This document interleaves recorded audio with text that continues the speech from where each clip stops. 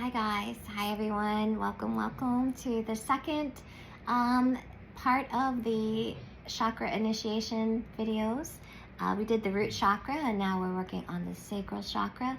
If you have not seen my root chakra video, I suggest you go back to that one. That kind of explained to you why I'm deep diving down into esoteric science and going down to the rabbit hole and finding out that our chakras are a little bit more than just our grounders, our connectors to source, or creator, our third eyes, our intuition. I'm diving into deeper stuff than that. So if you want to learn more about your chakras and you don't want you want to keep it as simple as possible, then welcome to this video. And today in just as a brief little synopsis, just a reminder, Rudolf Steiner, the father of anthroposophy, believed that there were 7 stages of initiations of the human consciousness that the human consciousness goes through. And there is a belief out there that our chakras, the 7 main chakras, their main reason for being here in us, within us, is to initiate us through these 7 levels of consciousness. So last video we went over the root and how the root was all is one. So the sacral chakra is what Caroline Myss, I hope I'm saying this correctly. Again, we're going to go back to this book, Anatomy of the Spirit, The 7 Stages of Power and Healing by Caroline Myss. I hope I'm saying that correctly. One of my viewers corrected me, and I appreciate that so much. I hope I'm saying it correctly now. In the chapter of the 7 Sacred Truths, she explains how the sacral chakra, the power created by these 3 archetypal forces, transmits into our systems the sacred truth of honor one another. From the partnership chakra, we receive the power to act with integrity and honor within all our relationships, from marriage to friendship to professional bonds. So, what I've discovered about this book as I go along is I always, when I read a chapter, I check in with spirit, and I'm like, well, how accurate is she? Caroline Myss is actually Caroline Myss is actually a medical intuitive, and she's been spot on based on the information I'm receiving from spirit. So what we're going to call the sacral initiation is basically honoring one another. So this is what I channeled from spirit when I asked spirit about the sacral. So it says, your soul understands the sacral chakra to be where one's sexual desire and fire reside. This is true. However, it is also an initiator of becoming a being who wants to understand what the meaning of loving another and understanding what they want to experience through that being. This is also where the contracts of long-term acquaintances are formed. I was like, whoa, that's pretty cool. I did not know that. But if we were to stop on that line, this is also where the contracts of long-term acquaintances are formed. You'll find that that's where the sexual cords, when you're in a relationship, that is where people form cords in the sacral area, which makes sense. So if you are struggling in a long-term relationship that is broken up, and this is kind of a side note, guys, if you've been in a long-term relationship and you're struggling to get over that relationship, you may want to do a cord cutting and a contract resolution, dissolving if you want, and that may assist you. But that makes sense. That's where the long-term contracts of acquaintances are created. So, but what it's saying is the initiation is basically that this is where we want to understand what the meaning of loving someone, and also understanding why one person comes into our life. What is it that we want from that other person? So, and how we do that is through honoring one another. honoring that other person, honoring who they are. So Spirit goes on to say, the soul passes this chakra when it can be a true person, meaning embracing all qualities of a being and understanding the role of that soul's interaction with your own soul. And there is a lot of lessons that a soul must pass. It is not just one. So several people come into our life and they are our tests, and we have to pass them. And if we don't pass them, we keep on going. But so that's when I asked Spirit. I said, so what you're telling me is there's certain people that are put in our lives that we're tested with. And Spirit said yes. So I asked Spirit, I said, well, have I passed my sacral initiation? And I said yes. And Spirit came through, and I said, well, when did I pass it? So Spirit showed me, and I think I have a video about this experience that I had, but Spirit showed me the experience that I had. And now that I've read this book and have sat with Spirit, I now totally understand what that test was that I passed. This was the sacral test, the initiation of honoring one another. So what I had to go through was that I was at a point in my life where I wasn't fearful of the dark, but I had had many experiences, which I'm sure most of you have been watching these videos have had, and many lessons of discernment. I had an ancient energy vampire that I had to deal with. I've had a vampire family, an energetic vampire family, a lot of discernment. And one of my fears opening my own practice was getting a being who wanted me to work on them.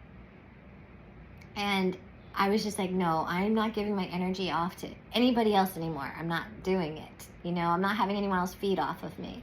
So this was a genuine concern of mine, a fear. Yes, absolutely. And when I was at this open house and I saw this woman, and this woman, I could tell that she had something dark on her, and it was weighing her down. Like I could see, but I couldn't figure out what it was. I just saw this mass, and she was kind of hunched over, and I was like, oh boy. And my guides immediately turned around and said, you need to work on her. And I was like, oh geez, okay. All right. So I walked up to her and I gave her my card and said that if she ever needed services, that, I did work and that I would be happy to help her out. I had no idea where this was going to go, but I gave her the card and thought, okay, guides, all right, there you go. I did it. Done. Okay. And I honestly thought this woman would never call me. Honestly, I was just like, okay, guides, I'm giving her my card, and I did what I was told. So I want to say like maybe a week had gone by, maybe 2 weeks, and I got a phone call from this woman. She's like hysterical, and she had a really major life change happening, and with her partner, and it was very traumatic for her. And immediately I was like, well, come right on over. Come on over whenever you can. She had to finish working. She has some clients of her own. And I said, that's fine. Come when you can. I'll come anytime, So it was late. It was like 8 o'clock when she finally got there. But anyway, so after I hung up the phone, I was just like, oh my God, Denise, what did you just do? You're about ready to work on a negative being. Are you freaking crazy? And what happened was that initial response when I told her, yes, I will work on you. Come anytime. You call me when you're on your way, and I will be at my office. Doesn't matter the time, I will be there. That was my heart talking. my brain stepped in after I hung up the phone and was like, are you shitting me? Are you serious, Denise? Are you really going to work on this negative? And it was creating this fear and anxiety in me. And I'm sitting there like, oh my gosh, I'm ready to do the one thing I feared the most when I opened my practice. So one of the reasons why, just a side note, I get a little distracted. One of the reasons why some people get headaches is it's this battle between the heart and the mind. And that's one of the reasons why some people get headaches. And if you look back on a headache, look back at what you're doing. Are you conflicted between your heart and your brain? And when I say the heart, I'm talking about that first initial thought. My first initial thought was, yes, I need to help this person. That was my heart talking. All the fear and all the bullshit that came out afterwards when I hung up that phone was my brain. That's the mind, okay? So when you're in a headache, stop and look at what's going on. See if you can correlate it. Just a little tip. But anyway, so yeah. So she ends up coming, and I'm like, oh God, here we go.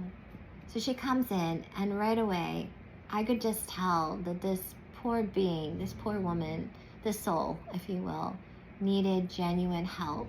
It was this soul. I wasn't looking at her as a person. I wasn't seeing the human vehicle. What I was seeing was her soul. And what I saw was a soul that was crying out for help. And I knew it was negative. I had no idea where this energy session was going to go. I just knew it needed help. And whatever would happen to me, I had to trust my guides to protect me, but I couldn't let this soul go out that door without assisting it. So she gets on my table, she's crying hysterically. I call in, I work a lot with a being named Kuan Yin, and it's a very loving energy. And I called this being in, and as I started working on this woman, she's crying hysterically. I'm pouring in love. This is what I felt like this being needed. I'm pouring in love, I'm balancing her chakras, I'm doing my work, along with the help of this other being. And all of a sudden she starts literally convulsing on my table, like having a seizure. And I'm like, holy crap, what is happening? Now this woman never had a seizure. It was as you know, I wasn't too aware. I was just like taken back. I was a nurse in my previous lifetime, this previous world. Anyway, so for me, I let it pass. It felt like minutes had gone by, but I knew in reality it was probably maybe 30 seconds or so. And then she laid completely still. And all of a sudden, I get the words, it's a test. And I'm like, this is a test? Like, is this a test of the emergency broadcast system or something, guys? Like, hello? What do you mean by test? And they didn't respond any more than that. So I'm sitting there with her, and she looks at me when she comes out, and she says to me that she saw this being, and she felt the most intense love she's ever felt in her life. And this is a woman who had a history of being caught in the world of addiction for a long time. She had been clean for many, many years now. But this woman had a tough life, and she never felt genuine love. I didn't care her past history. I didn't care that she was a negative being. What I saw was a soul that was hurting. So, you know, I continued my work on her. We talked a little bit, and she ended up leaving. It was like 3 hours. And when she went to pay me, I said, no payment necessary. And when I had invited her, when I gave her my business card, I gave it with the intention that if this woman did call me, I wasn't going to charge her. I could tell she didn't have a lot of money, but that wasn't why. That wasn't important. I need to do something for her, or else spirits would never, my guides would never have told me to give her the card. So, and so after she leaves and I'm clearing all my office and everything else, the message that I received, I walked in the bathroom and I'm washing my hands, clearing my hands and stuff, and I get the message that you passed. And I'm like, oh, great, I passed. What the heck did I pass?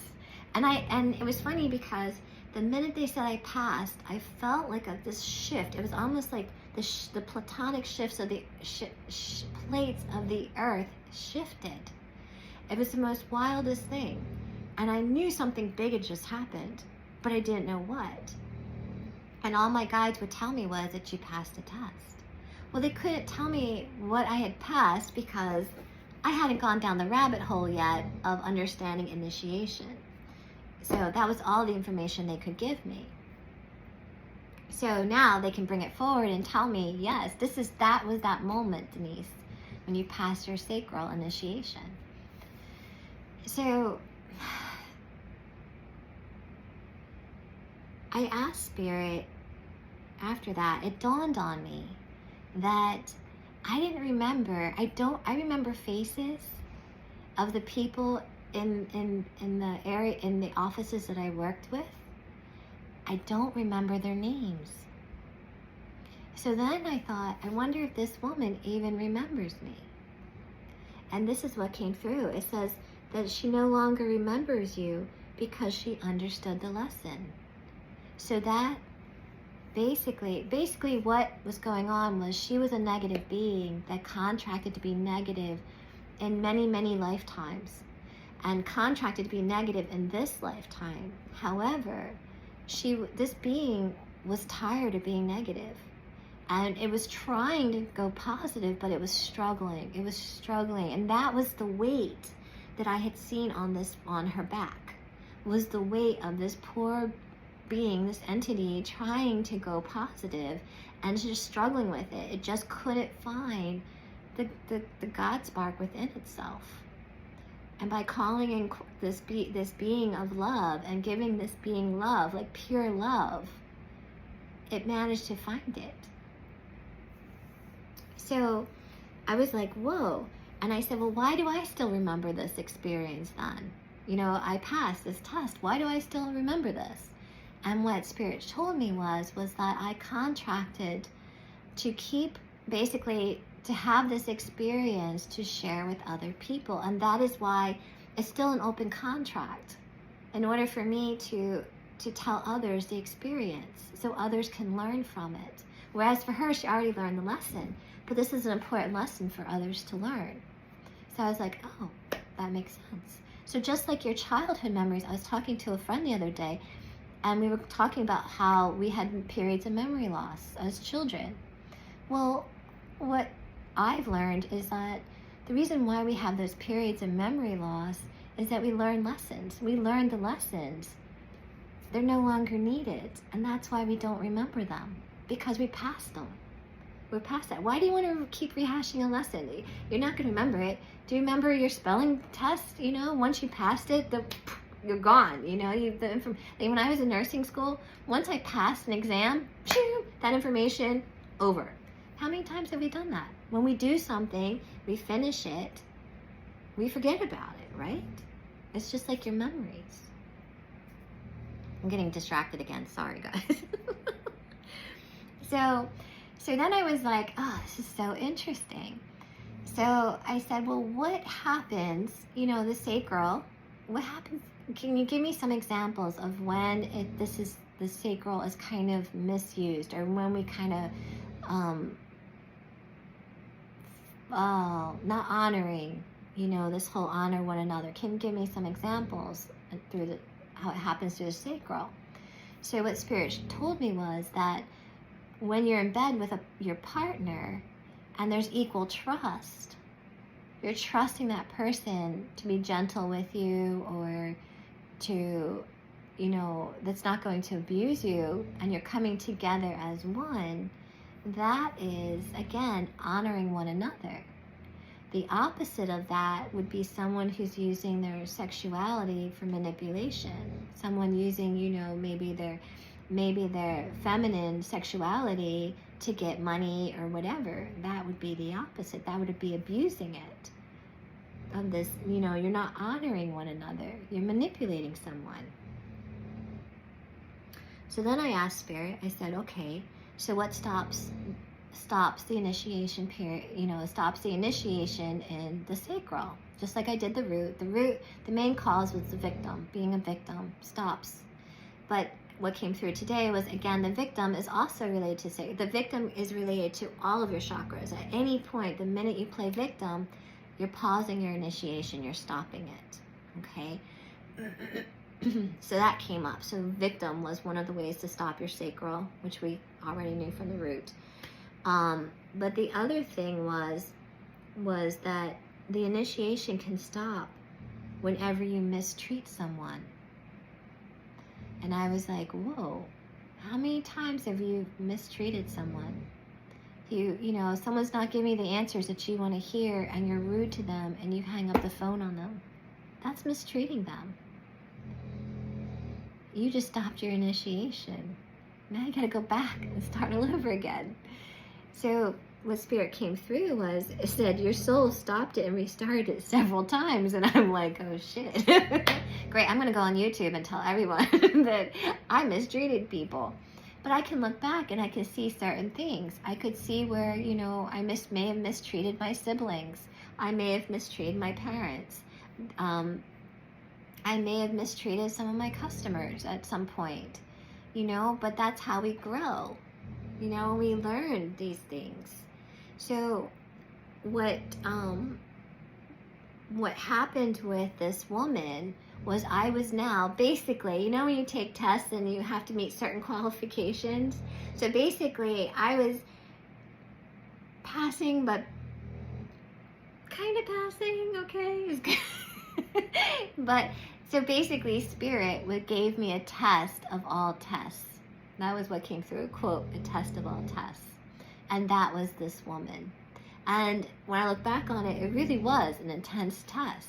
You know, I really had to dig deep and really honor knowing that this soul, this being in this human body was a negative being. I really had to honor it, understand it, and still give it what it needed, regardless of, it was accepting, I was accepting of that being and what they needed. So, so then I asked, well, how many, you know, I was like, geez, man, how, you know, how many people, how many times did I fail that test? How many times did I fail that quiz? And what came through was, it said, there's a certain answer. However, it is not a topic to be discussed now until your soul has passed all of its initiations. So in other words, guys, you're just going to have to wait until to find that answer until I pass all my initiations.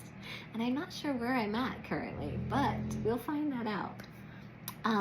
So then, I love doing archetypes. I decided to, again, just like the root, I asked what the archetypal energy was of the root, and that's when the victim came out. That's kind of the main archetype for it.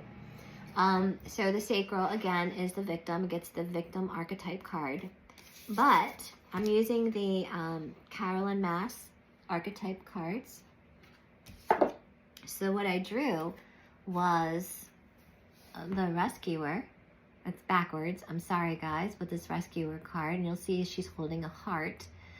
SOS, like the life preservers on a ship, but it's heart-shaped. The light attributes of the rescuer: provide strength and support to others in crisis, acts out of love with no expectation of reward. If you remember, when I gave my business card to that woman, I wasn't going to charge her. I knew she didn't have a lot of money. A lot of times my sessions when I work on people range anywhere from 2 hours to, I've had one person be over 8 hours. How can you charge for that? And it's, you know, you can't. And I do believe that we're all gifted. So for me, when I handed her that card, I had already made up my mind that she needed to come to me. My spirit guides would never have told me to give her the card if there wasn't a reason for it. So it was important. And I wanted her to know that it didn't matter if she couldn't afford, you know, couldn't pay me. She needed to see me. So basically, I gave strength and support to others in crisis. I acted out of love with no expectation of reward. I was doing it in a positive form of the sacral archetypal of the rescuer. The shadow attributes of the rescuer assumes that the rescued will reciprocate. How many times have we done things where we expect something in return? It also says keeps the rescued one needy. Manipulation. That's one of the key things to stopping your initiation. Through manipulation. You're not honoring that person, you're manipulating them. So, I hope this gives you guys some information about your sacral, gives you another way of looking at things. Again, as always, if this video does not resonate with you, that's fine. Leave it at the door. It's okay. My thoughts do not have to be your thoughts. If you have any comments, please feel free to comment down below. If you found this video helpful, please hit the like button for me. Help push this out to other people. YouTube does have an algorithm. And if you want to learn about our solar plexus and its initiation, hit subscribe. And yeah. And I always leave my email address. Please feel free to email me. I did receive an email on discernment. And it was kind of lengthy. My response would be too lengthy to put it in an email, so I would probably do a video on it. And yeah, to that person, it will be coming out shortly. And yeah, I think that's it, guys. Have a great day. Bye.